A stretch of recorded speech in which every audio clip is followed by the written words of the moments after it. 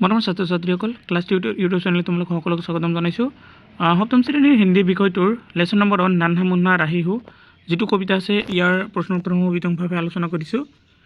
ভিডিঅ'টো ভাল লাগিলে লাইক কৰিবা, চেনেলটো ছাবস্ক্ৰাইব কৰিবলৈ পাহৰি নাযাবা আৰু বন্ধু বান্ধৱীসকললৈ অৱশ্যই শ্বেয়াৰ কৰিবা যাতে তোমালোকৰ বাকী যিবোৰ বিষয় আছে প্ৰতিটো বিষয়ৰ প্ৰশ্ন উত্তৰ মোৰ এইটো চেনেলৰ জৰিয়তে পাব পাৰা। এতিয়া তোমালোকৰ ভিডিঅ'লৈ যাওঁ। তো তোমালোকৰ प्रथम 1 নম্বৰ प्रश्नत আছে नन्हा मुन्ना राहिहु एक देश प्रेमूलक गीत है। प्रस्तुत गीत को लय के साथ कक्षा में गाओ। ये तुम्हारे निजे निजे कर लगे। 2 नंबर तो इस गीत को तुम किस माहौल में गुनगुना सकते हो। तुम्हें माने एक गीत कत कत गोवा है। এটা হৈছে इस गीत को हम स्वतंत्र दिवस মানে স্বাধীনতা दिवस, गणतंत्र दिवस, गांधी जयंती आदि राष्ट्रीय समारोह में गुनगुना सकते हैं। तुम्हारे 3 नंबर प्रश्न के उत्तर लिखो। तार 1 नंबर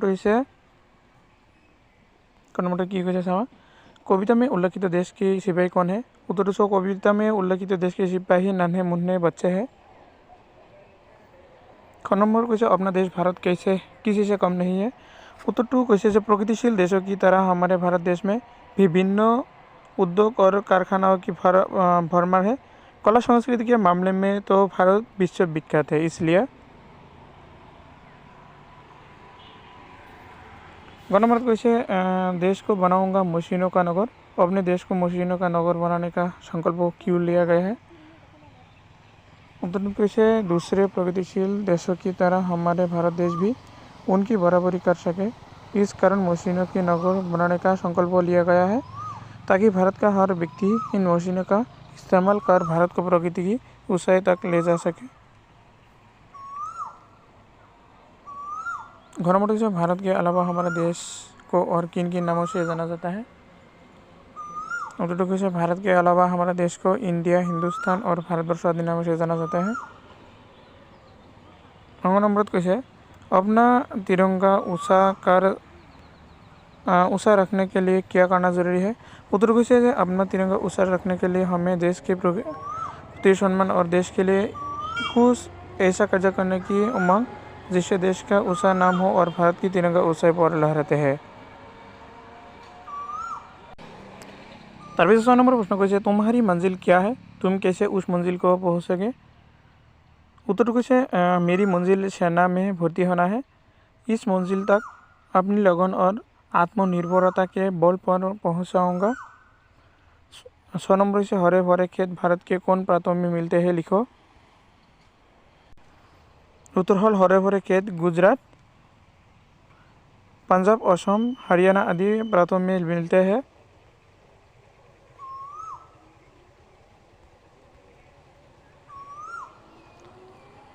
पाठ के आसपास एबार 1 नंबर एक प्रश्न तुम्हारे छवि दी है तलत ये छवि भालके चाबा।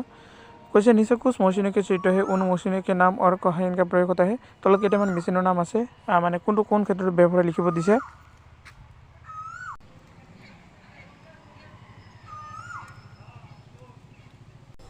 तुम्हारे क नम्बर जी छवि আছে आर्मी टैंक ये कि कौन क्षेत्र व्यवहार है। युद्ध सेना में सेना के द्वारा गोले दागने के लिए यह मशीन प्रयोग किया जाता है। तब ख नंबर से हैंड ट्रैक्टर खेतों में प्रयोग होता है। ग नंबर कैसे ATM यह मशीन बैंक में प्रयोग होता है। 2 नंबर कैसे हमारे देश ने कृषि उद्योग तकनीकी समान सभी क्षेत्रों में विकास किया है। तुम अपने सहपाठियों के साथ मिलकर कृषि और तकनीकी क्षेत्रों में देश की कामयाबी पर चर्चा करो।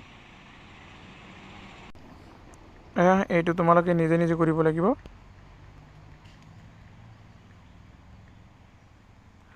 तार 3 नंबर कैसे प्रस्तुत गीत में भारतवर्ष को संगीत की नगरी कहा गया है। नीचे हमारे देश के कुछ शांति दूती के चित्र दिए गए हैं।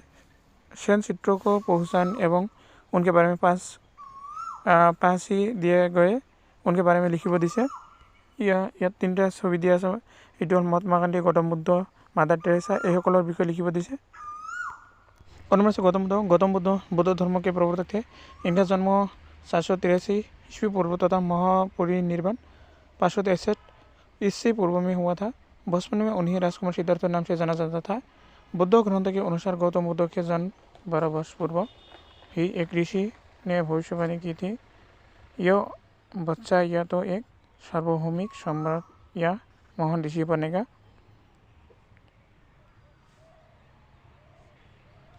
তাৰপিছত আছে মহাত্মা গান্ধী। मोहनदास करमचंद गांधी का जन्म 2 अक्टूबर 1869 को भारत के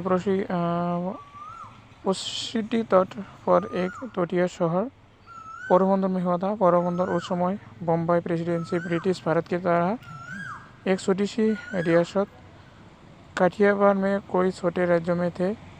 उनका जन्म एक मध्य वर्गीय परिवार में हुआ था।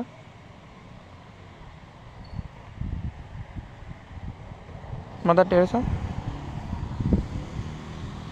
टेरेसा का जन्म 26 अगस्त 1910 को हुआ था।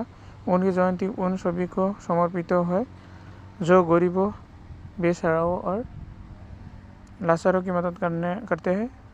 मदर टेरेसा कैथोलिक मन थी जिन्होंने अपना पूरा जीवन मानवता की सेवा में समर्पित कर दिया। उन्होंने कई देशों की यात्रा की। তাৰপিছত कैसे निम्नलिखित शब्द के स्वर और व्यंजन अलग अलग करके लिखे गए बढ़ाऊंगा। ইয়াতে बढ़ाऊंगा शब्दটোৰ কি কৰিছে ব যোগ অ যোগ ভ যোগ আ যোগ অ যোগ গ যোग आ इससे वर्ण शब्द विच्छेद करते हैं। अब निम्नलिखित शब्द को वर्ण विच्छेद करो। ইয়াতে কৰি দেখাই দিছোঁ চাবা মঞ্জিল শব্দটোত কি হয়। তাৰপিছত পৰচম শব্দত কি হয়, লহৰাংগীয়া শব্দত কি হয়, দুনিয়া শব্দ কি হয় ভাঙি দেখাই দিছোঁ। এইটো তোমালোকে চাই ল'বা। এবাৰ 2 নম্বৰটোত কি কৈছে যে आओ शब्द के शुद्ध रूप में लिखे। ইয়াতে এইটো হল অশুদ্ধ, এইটো শুদ্ধ, এইটো অশুদ্ধ, শুদ্ধ। ইয়াৰ শব্দৰ মানে শুদ্ধ অৰ্থটো লিখিব দিছে। মই দেখাই দিছোঁ চাবা। এইটো অশুদ্ধ পিয়াৰ, এইটো পেয়াৰ। বনঙ্গা, এইটো বনঙ্গা। তাৰপিছত আছে দুনিয়া, ধুনিয়া। মচিনী, মচিন। चलें, चलूँगा। पाएंगे, पाएंगे।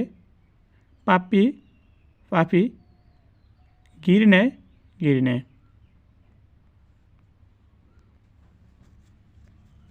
এবার আর কৈছে যোগ্যতা বিস্তার। স্বর और व्यंजन वर्णों को साट कर निर्धारित जगह में लिखो। ইয়াতে তার মানে কৈছে ইয়াৰ ভিতৰত চাবা মানে কোনকেইটা স্বৰবৰ্ণ হয় আৰু কোনকেইটা ব্যঞ্জন বৰ্ণ হয় অলগ অলগকৈ লিখিব দিছে। ইয়াতে লিখি দিছোঁ চাবা। ঘৰৰ ভিতৰৰ পৰা যিকেইটা আছিল তাৰে এইকেইটা হ'ব স্বৰবৰ্ণ আৰু এইকেইটা হৈছে ব্যঞ্জন বৰ্ণ। ভালকৈ চাই ল'বা।